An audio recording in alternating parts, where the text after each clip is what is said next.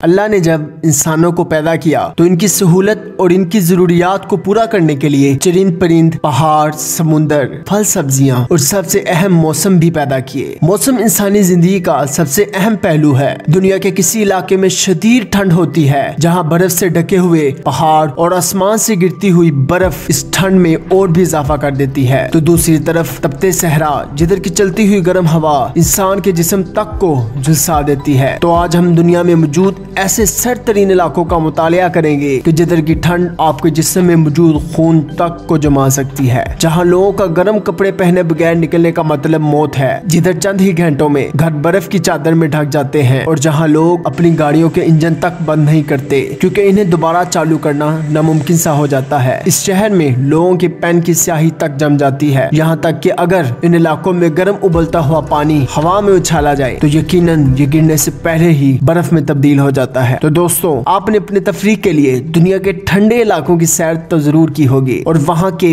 बर्फ से खूब लुत्फ अंदोज भी हुए होंगे, लेकिन क्या आप जानते हैं कि दुनिया में एक ऐसा शहर भी मौजूद है कि जिधर का दर्जा हरारत -62 तक गिर जाता है, जो रूस के साइबेरिया के बर्फजार का ये दूर दराज का गाँव है। इस शहर का सबसे कम टेम्परेचर -71 सेल्सियस है, जो 1920 में रिकॉर्ड हुआ था। इस शहर का नाम उमायाकोन है, जिसका मायनी ना जमने वाला पानी है, लेकिन ये शहर अपने नाम से बिल्कुल मुख्तलिफ है। उमायाकोन जाने के लिए रशिया के शहर यकूदा से 2 दिन लग जाते हैं। इस शहर की तरफ जाने वाली बर्फ से ढकी हुई बर्फीली सड़क जो 1200 किलोमीटर लंबी है, जिसे जंगी और पॉलिटिकल कैदियों से बनवाया गया था, और कहा जाता है इस सड़क को बनाते हुए हर 1 मीटर के बाद कोई ना कोई कैदी मौत का शिकार हो जाता था, जिसकी वजह वहाँ का जानलेवा ठंड थी। इस सड़क को मुकम्मल करते हुए लाखों बेकसूर कैदी मारे गए, इसलिए इस सड़क को रोड ऑफ बोन्स भी कहा जाता है। तो इतनी ठंड में आखिर वहाँ के शहरी अपनी जिंदगियां किस तरह गुजारते हैं, आइए जानते हैं। वहाँ के लोगों के घरों में ना ही पानी का कोई टैंक है और ना ही कोई पाइप जिसके जरिए पानी इन तक पहुँच सके, क्योंकि वहाँ पर पानी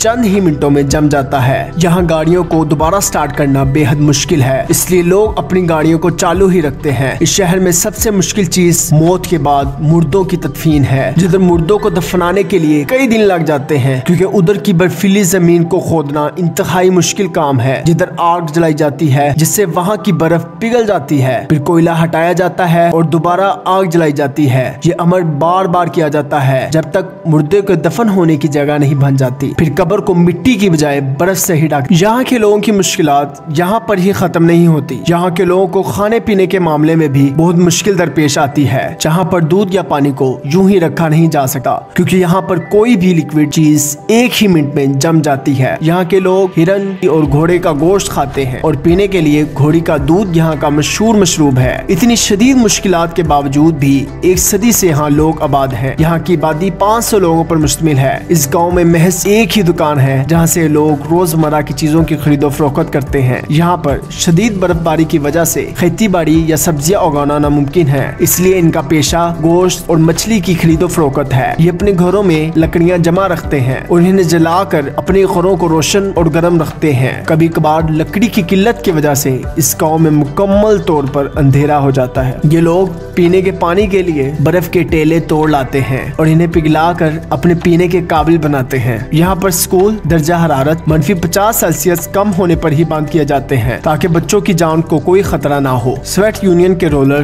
जोसेफ स्टालिन के दौर में इस इलाके को डेथ रेंज कहा जाता था और यहाँ कैदियों को सजा के तौर पर भेजा जाता था। नाजरीन, अब इस शहर की आबादी कम होती रहती है। इस शहर की ज्यादातर इमारतें अब खाली हो चुकी हैं, लेकिन इस शहर के चंद लोग अपने इलाके से बहुत मोहब्बत करते हैं और इसे कभी भी छोड़कर नहीं जाना चाहते, क्योंकि वो अब इस माहौल के आदी हो चुके हैं। तो नाजरीन, अगर आपको वीडियो अच्छी लगी हो तो इस चैनल को लाइक और सब्सक्राइब करना मत भूलिए। आज के लिए इतना ही। आपसे अगली वीडियो पर मुलाकात होगी। अल्लाह हाफिज।